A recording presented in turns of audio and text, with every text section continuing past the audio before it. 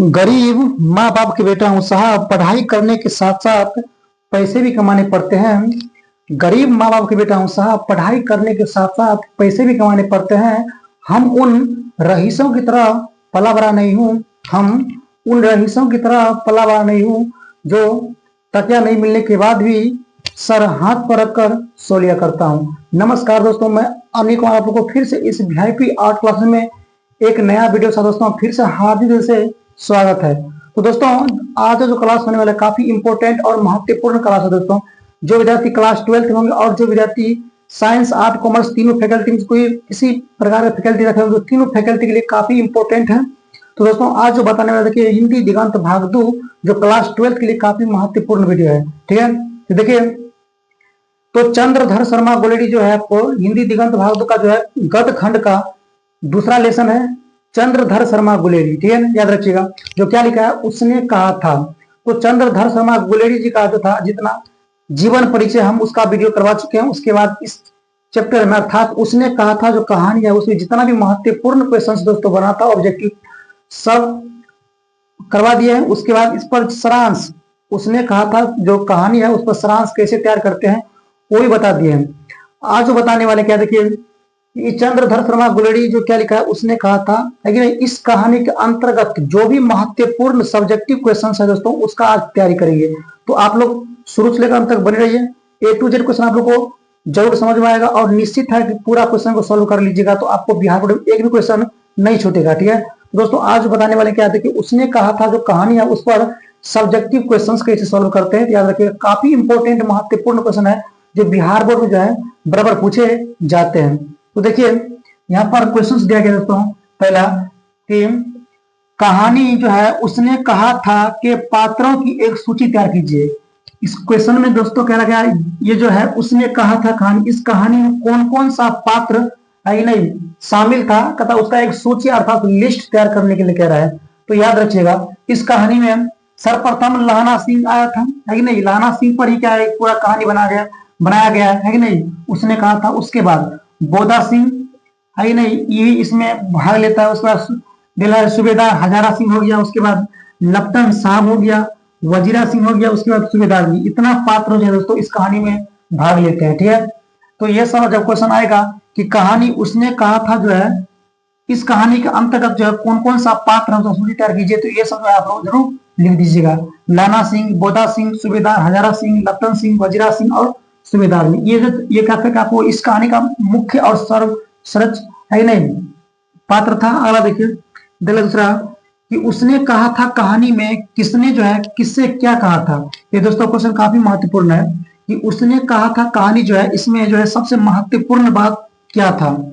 तो इसका आंसर दोस्तों होगा कि उसने कहा था कहानी में जो है सूबेदारनी ने लाना सिंह से कहा था कि जिस तरह बचपन में तूने मुझे घोड़े की लातों के नीचे आने से बचाया था ठीक उसी तरह मेरे एक मात्र पुत्र और एक पति को रक्षा करना।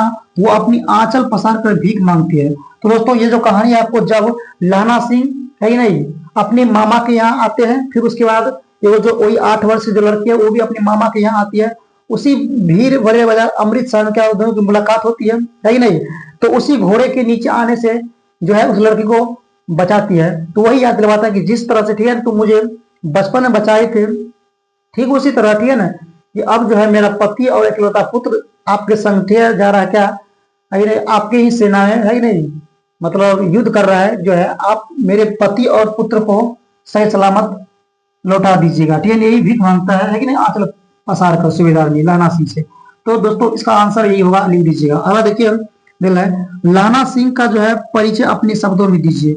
लाना सिंह का जो है कहता इसका परिचय अर्थात अपना इंट्रोडक्शन जो है अपना शब्द देने के लिए। तो याद रखिएगा कि लाना सिंह जो है एक ब्रिटिश सेना का है नहीं सिख जमादार के रूप में काम कर रहा था। याद रखिएगा लाना सिंह जो है आपको ब्रिटिश सेना का सिख जमादार के पद पर था। उन्हें भारत से दूर फ्रांस में जर्मन सेना के साथ विरुद्ध युद्ध करने के लिए भेजा गया था। याद रखिएगा दोस्तों भारत की है कि नहीं भारत से गया था फ्रांस की ओर से युद्ध करने के लिए जर्मन के खिलाफ। उसके बाद वो जो है एक कर्तव्य निष्ठ सैनिक था, मतलब वो जो कर्तव्य जो चीज ठान लेता वो करके ही रहता है, उसका जो मेन कर्तव्य निभाता उस कर्तव्य को निभाने के कारण बल्कि उसका प्राण क्यों निछावर गया है कि नहीं, उसमें पांव पीछे कभी नहीं हटाता। तो वही कह रहा है वो एक कर्तव्यनिष्ठ सैनिक था, वह अपने साहस एवं शौर्य से युद्ध को जीत लेता है और ये अपना साहस और वीरता के बल पर क्या करता है, उस युद्ध को अपनी ओर कर लेता है। फिर कहता है क्या, वह अपने प्राणों को परवाह नहीं किए बिना डटकर मुकाबला करता है। ठीक है, वो जो है अर्थात कौन, लाना सिंह जो है अपने प्राणों को है नहीं परवाह किए बिना जो है डटकर सामना करता है और वह प्रेम की याद में हंसते हंसते भारत माता को जो है क्या करता है, अपनी जान गंवा देता है। तो ऐसे ऐसे वीर पुत्र जो है बहुत कम ही मिलते हैं।